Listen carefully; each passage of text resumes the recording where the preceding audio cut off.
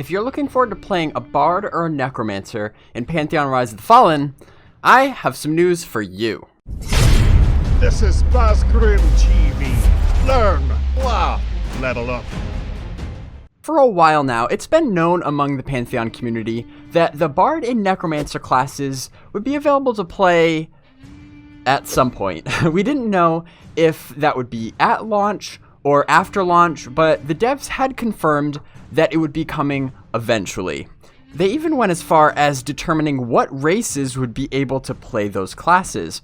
But I knew people wanted more than that. So when I was at PAX East in 2018, I had the opportunity to ask Pantheon's creative director, Joppa Perkins, what the status was on those beloved classes. So that's interesting, though, that the Enchanter is the only crowd control class in the game, right? Because every other role, there's 3 or 4 classes in each, but the Enchanter is, if somebody needs crowd control, they need to go to an Enchanter. Yeah, well, and so I'll go ahead and say that there is another class that would fill that role, and that would be the Bard. Mm-hmm. And just to kind of make the soft announcement, it is something that I feel confident, from my perspective, that we will be able to have the Bard in by launch. So there you go. Yeah. Interesting. I'm sure there's lots of people that are excited to hear that. I hope so. I think I heard a faint shout of joy somewhere. So we definitely hear everyone, and we know that it's not only the Bard but also the Necro. That's a very highly anticipated class. So we are wanting as well to get that in, but it's going to depend on how quickly we finish the current classes, and the Bard and Necro just happen to be the next one in line. So if we can get it in, we will. If we can't by launch, then we'll be getting it in as soon after as we can. All right. Now, that was really exciting news, and that excitement spread fast. But by now, that was a while ago, and you never know what things might change in game development. So, when Joppa was on the Pantheon Plus U show late last week, Minus took that opportunity to follow up on his original statement at PAX and dig a little deeper to see where the Bard and Necro are currently in 2020. I am every bit as confident now as I was then. Awesome. That's huge. I think you just made the community really happy right there.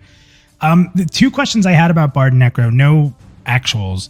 Am I right in saying that Bard's being built as a support class? You know, that's going to be a different support than an Enchanter, but that the ideology, the theory, the on-paper Bard, that it's going to fill a different type of support role. Is that where you're aiming for Bard?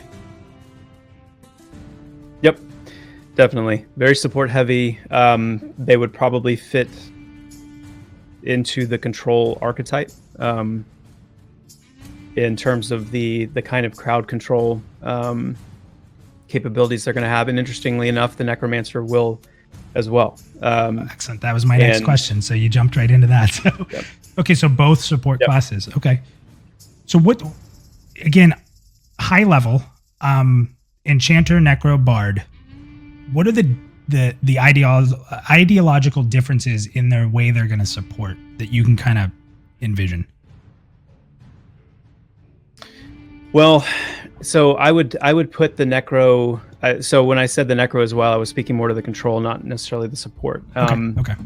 The Necro is going to be more of a, like the Dire Lord, kind of a selfish class, which I think is kind of what we would expect. Not to say that there's not going to be some support or utility-oriented abilities, which they absolutely will have. But so you can kind of put the Necro in because it's a. There are still some DPS elements to that class as well, and I would say even more so than the Bard for sure, in terms of like their ability to do damage, especially if we're talking about undead and other types of entities. I'd like to see it extend beyond undead, but trying to navigate here a little bit. No, it's fine. It's fine. It's great questions. The Bard definitely the Bard. I think one of the things we love about the Bard is the idea of this just it doesn't matter what group it is, it doesn't matter what class makeup, the Bard is just always good to have. They're able to benefit just about any type of class and any type of gameplay element in their, and I think that's ultimately where the jack of all trades kind of idea came from, because they certainly didn't feel like a jack of all trades in EQ in terms of like they can't heal, very well. They can't. Yeah. There's certain things they can't do very well, but what they could do very well is fit and adapt and kind of almost morph into this like perfectly fitting enhancer to. And I don't mean that to be a disparaging thing, because that was one of my favorite classes. And when I say enhancer or an amplifier, it gets pretty powerful when you're both able to enhance your group and, debuff pretty heavily as well, and control. And that's it. That's all we got for now. I know it was a quick update, but I also know for sure that there was a lot of people out there that were just dying to hear more info about those classes. And if you want more up-to-date coverage about Pantheon, hit the subscribe button now, because that's what this channel is completely dedicated to. So, with that in mind, I will see you in the next video.